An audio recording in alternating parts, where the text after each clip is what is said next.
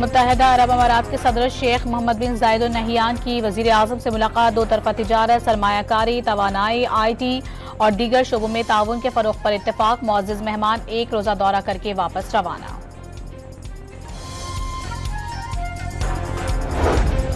इंसानियत के दुश्मन दहशतगर्दों के मज़मूम अज़ाइम खाक में मिला देंगे। वज़ीर आज़म शहबाज शरीफ का कोहलू में 5 दहशतगर्दों की हलाकत पर फोर्सेस को खिराज तहसीन।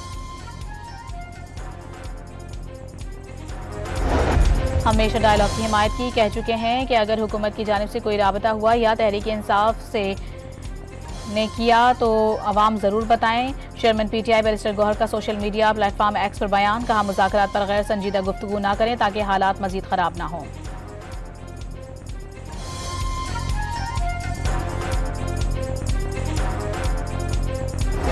वज़ीर आला सुहेल आफरीदी की पंजाब असम्बली आमद पर हुल्लड़बाजी। वज़ीर आला के गार्ड्स ने खुद को तहजीब से आरी साबित किया। वज़ीर इत्तलात पंजाब अज़मा बुखारी का इजहार मुज़म्मत।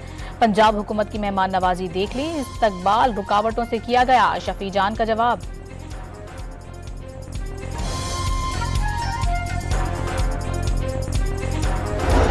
और मानसेहरा में दाता के मकाम पर गाड़ी खाई में जा गिरी। हादसे में 3 खवातीन समेत 4 अफराद जहां बहक और 4 जख्मी हो गए।